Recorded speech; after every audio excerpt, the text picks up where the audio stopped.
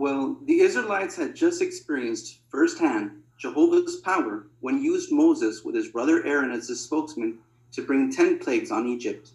Part the Red Sea so the Israelites could cross over, then close it back up again to destroy the Egyptians chasing them, and then miraculously receiving food from the sky before arriving at Mount Sinai, where they received Jehovah's laws. Among them, as recorded in Exodus 24, which says, "You must not make a carved image like anything on the earth." Then Moses climbs Mount Sinai and is gone for 40 days and 40 nights.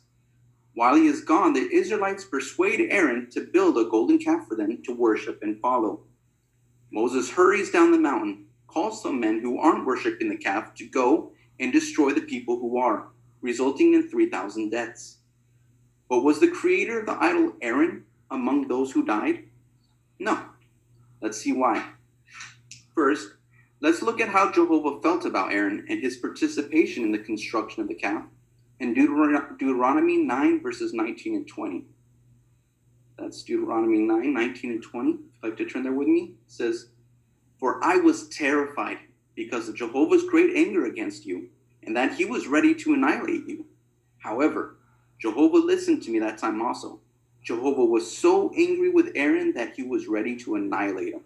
But I made supplication for Aaron at that time also." So, evidently Jehovah was very angry. A scary thought, right? But we can also see that Moses made supplication, or how the dictionary defines it, begged earnestly or humbly on Aaron's behalf. And according to James 5:16, a righteous man's supplication has a powerful effect, which in this case it seemed to have contributed to God's forgiveness of Aaron. What was also most likely a contributing factor was Aaron's record of faithfulness. As I mentioned earlier, Aaron was Moses' spokesman, because according to Exodus 4:10, Moses felt that he wasn't a fluent speaker. He was slow of speech and tongue, so he wouldn't be able to correctly pass the word that Jehovah was giving him. And it took courage and faith in Jehovah to time and again go before Pharaoh and confront his anger as they pronounced plague after plague until Pharaoh finally sent the Israelites away. The final reason that more than likely contributed to Jehovah's forgiving Aaron, we can find a clue to in Exodus 32, verses 26.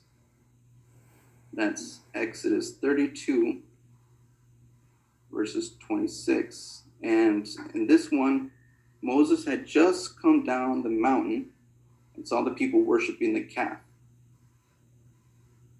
It says, "Then Moses took his position in the gate of the camp and said, 'Who is on Jehovah's side? Come to me.'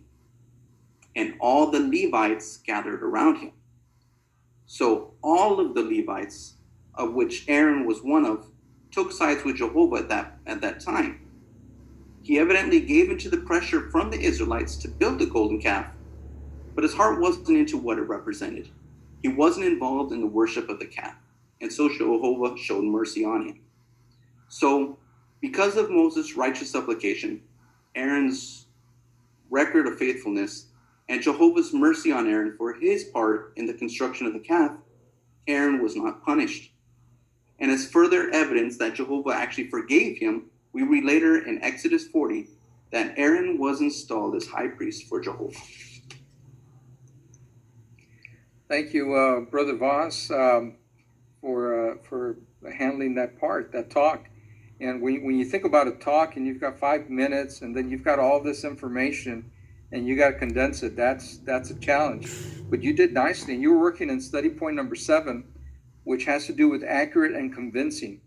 And when you go down the line on how you do it, I mean, you hit on all the notes. I mean, consult reliable sources. Well, you had the Bible. You consulted with that, and you also referenced a dictionary to kind of widen what you were explaining.